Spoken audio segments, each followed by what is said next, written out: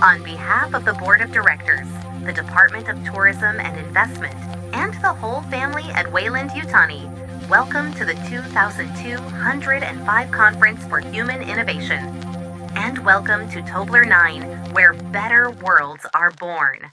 When the Terran tech community spoke, Weyland-Yutani listened. Welcome to a market where the future isn't decided by governments, or lobbyists, or even public opinion, but by you, the investor. You, the innovator. You, the one with the skills and the dreams and the passion to bring that future to life. Here at Tobler 9, Weyland-Yutani has built a home for your wildest dreams, where the only limits are those of our imagination. Once again, I welcome you. I have money. Please don't leave. Mama, wait! Timothy, hold on. The train's over capacity. Corporate and emergency personnel only. Everybody back. You all have 10 seconds to get behind the yellow line, or we will fire into... What the hell?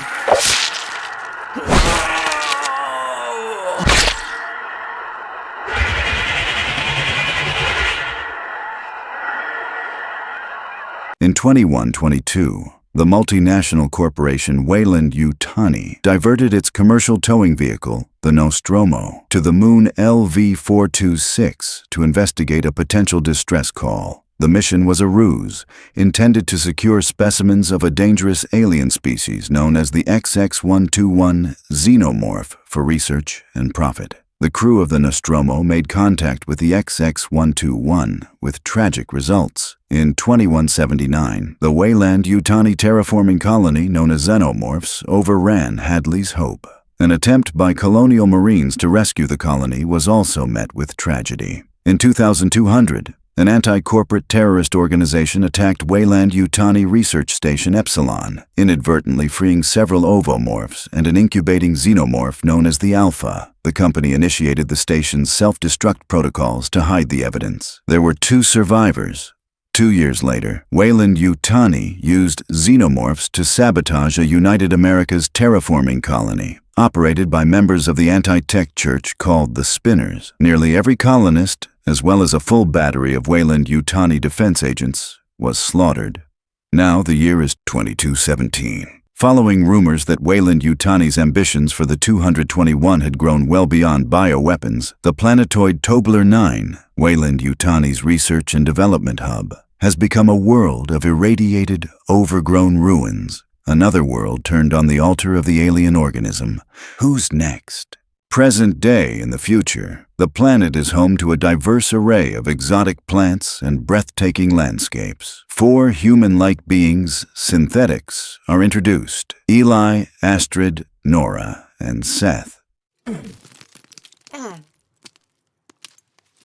And there is Freya. She is the leader of this group. She is bold, confident, and has a keen sense of danger. Everybody up!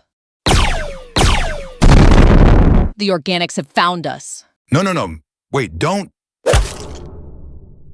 Nora, Seth, Eli, Astrid, I need you. There are multiple hitters using non-lethal electrical charges, paralytics. So they want us alive. Armed soldiers breach the residence, weapons drawn and scanning for hostiles. Inside, Nora appears to surrender, hands raised, seemingly terrified. But in an instant, her demeanor changes. She lunges with inhuman strength, shattering one soldier's helmet and breaking another's neck in a single motion. As the chaos unfolds, Seth approaches from behind and swiftly snaps a soldier's head with cold precision, ending the encounter in seconds. The aftermath of the ambush leaves the floor littered with armored bodies. Nora and Seth move quickly, inspecting the fallen soldiers. The shots weren't lethal, just paralytic rounds. They discover short-range communications on the soldiers, evidence that a nearby commander, a queen bee, is directing the assault. Freya orders her team to regroup at a riverbank clearing to trace the source. Inside the command center, tension runs high as officers try to re-establish contact with a lost unit. The commanding officer immediately orders drones into the air to scan the area. But before they can act, A loud thump echoes through the room. The officers barely turn before the entire facility erupts in a fiery explosion, consuming everything in a blinding blast. The commanding officer, Lieutenant General George March, regained his consciousness. Blood trickled down from the back of his head. As his vision clears, he finds himself surrounded by the synthetics. They reveal that he has finally found them, though not by chance. The group has built its own isolated refuge, a place so toxic that it keeps ordinary humans away. It's their hidden world, safe, secret, and self-made. But now, with the general's arrival, that secrecy has been broken. General March confronts the group, guilt weighing heavily on him. The group, furious, reminds him that his soldiers stormed their home and opened fire. Freya accuses him of handling things recklessly, pointing out that if his true goal was capture, he would have brought a stronger force or wiped them out entirely. But March reveals a different motive: desperation. He admits they need the group's help and that the government betrayed them long ago. Apologetic and ashamed, he confesses that a catastrophe, the worst disaster of his lifetime, has just occurred, and only they can help. Get out of here with that bullshit, George. We were your best team, and you screwed us. Given the chance, you'll screw us again. Things are different now, Eli. General March explains that the United Systems runs 25 colonies in this system.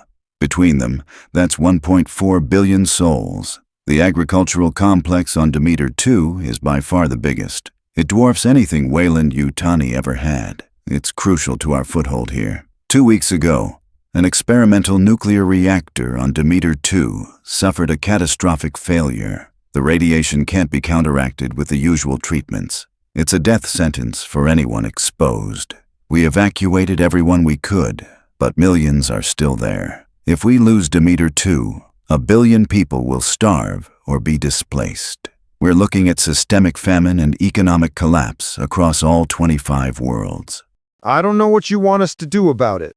There's only one possible save here, and it's on Tobler 9. Once a Weyland-Yutani research world, now a silent, overgrown ruin. The old corporation's facilities stand half-collapsed beneath alien skies.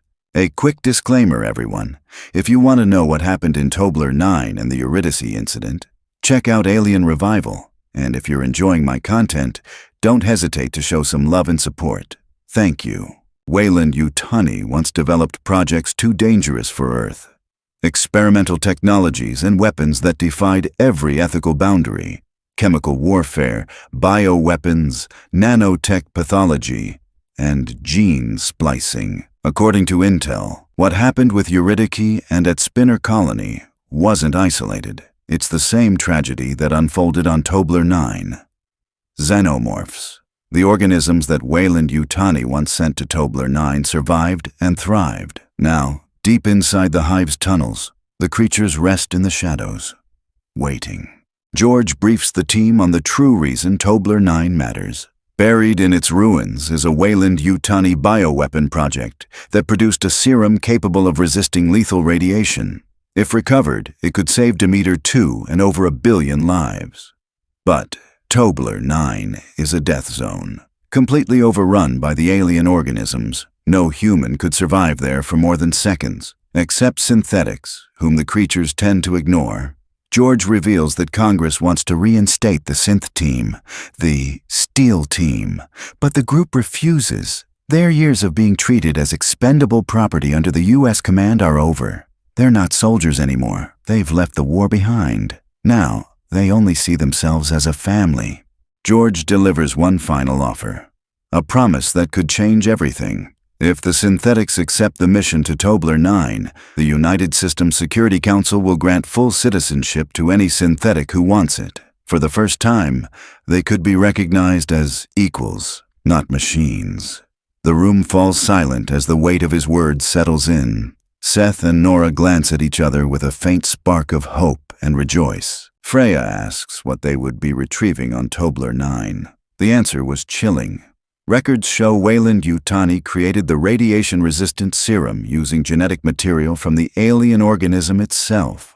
Deep within the hive, inside the blackened tunnels of Tobler 9, lies the origin of it all. A pulsating alien egg, the source of humanity's greatest weapon and its greatest curse. That wraps up issue number 1. But trust me, the story's about to take a much darker turn. Don't miss what happens next. I'll catch you guys in the next one.